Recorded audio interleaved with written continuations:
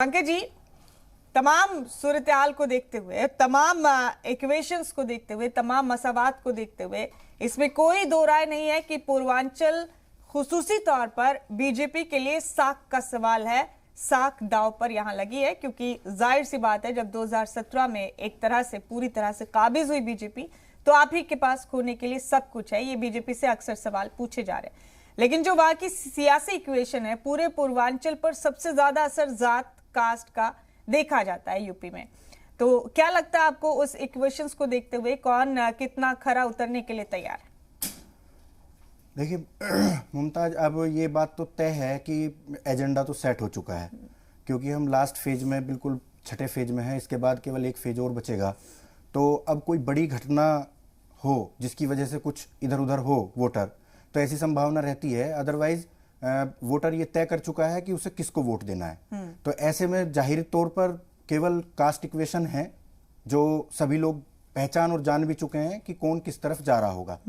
अगर मैं पूर्वांचल की बात करूं तो आज जिस मरहले में वोट पड़ रहे हैं वहां ब्राह्मण बहुत बड़ा फैक्टर है। उसके बाद ओबीसी में सबसे बड़ा जो चंक है वो यादवों का है जी। उसके बाद राजभर हैं, उसके बाद चौहान हैं वहां, और कुछ कुर्मी भी बड़ी संख्या में है।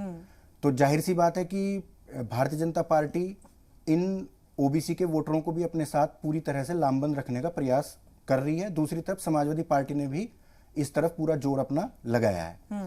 मुस्लिम मतदाता भी बड़ा फैक्टर रखता है और दलित मतदाता भी बड़ा फैक्टर रखता है।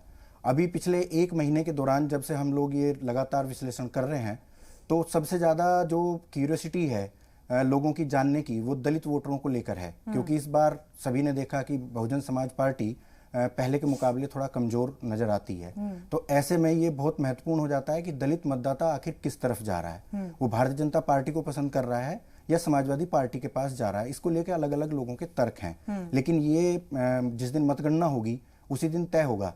लेकिन जैसे सिद्धार्थनगर, गोरखपुर, देवरिया और संत कबीर नगर, ये सारे जिले ऐसे हैं जिनमें कहा जाता है कि ब्राह्मण वहां किंग मेकर है। ब्राह्मण बहुत बड़ी संख्या में है और बहुत सारी सीटों पर उनका प्रभाव है।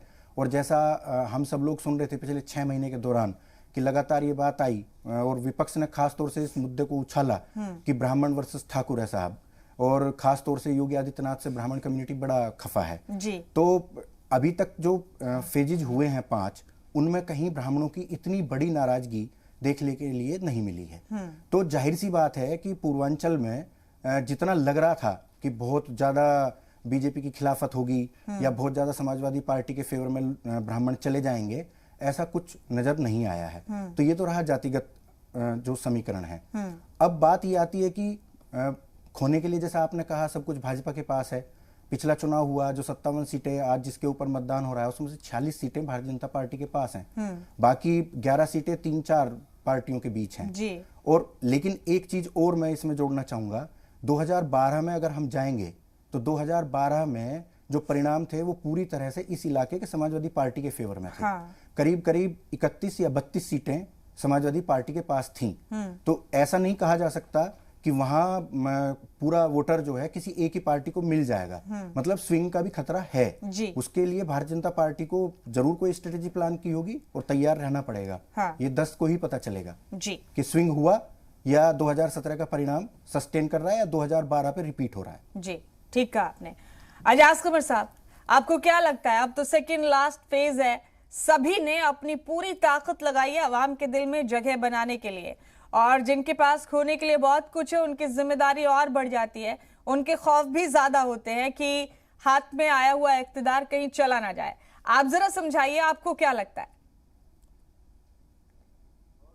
देखिए, सबसे पहली बात तो ये है कि हमारी जमहूरियत की ये मजबूरी है कि जो हम वादे करते हैं वो वादे पूरे नहीं कर सकते। एक छोटी सी मिसाल दे कि हमारे यहाँ इतनी आबादी होती है, अगर एक लोकसभा सांसद अगर 1000 लोगों से मिले जब भी 5 साल में, वो अपनी पूरी आवाम से मुलाकात नहीं कर पा पाए।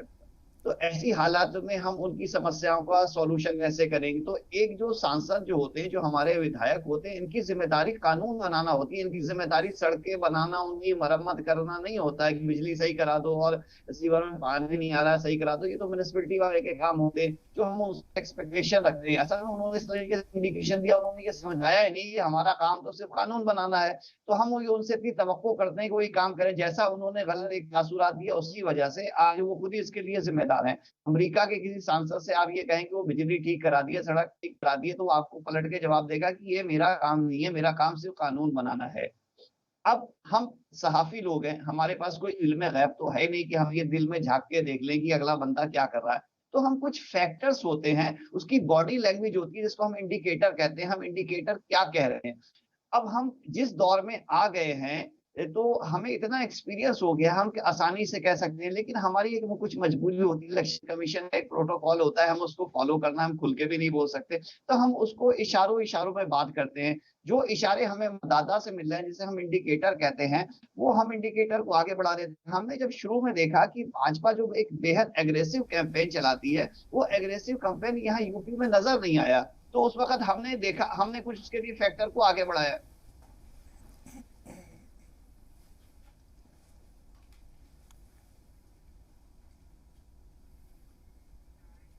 ठीक है, आजाद साहब आएंगे आपके पास। हमारे साथ एक और खास मेहमान स्टूडियो में हमारे साथ जुड़ चुके हैं, राहुल लाल जी। खैर मकदम है राहुल जी आपका बतौर सियासी तज़कियाकार। राहुल जी भी अपनी बात आप सबके दरमियान रखेंगे। शमसी आजाद साहब के पास जाएंगे हम, लेकिन राहुल जी उससे पहले आपके तजुर्बे के मुताबिक आज छठे फेज में यूपी का इलेक्शन दाखिल हो चुका है, वोटिंग का अमल शुरू हो चुका है और ठीक ठाक तादाद में लोग वोट डालने के लिए पहुंच रहे हैं।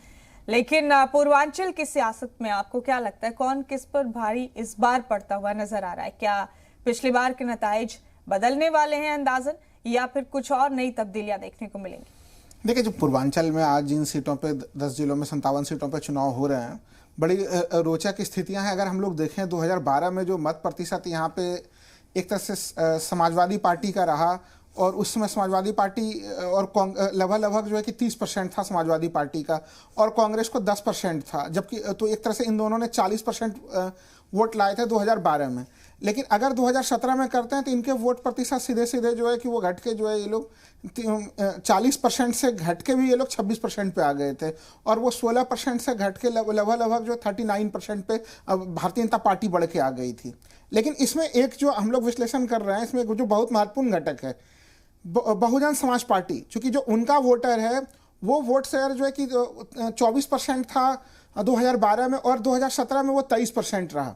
तो उसमें लगभग उस पूरे आंधी तूफान में भी हम लोगों ने देखा 1% का ही अंतर आया है।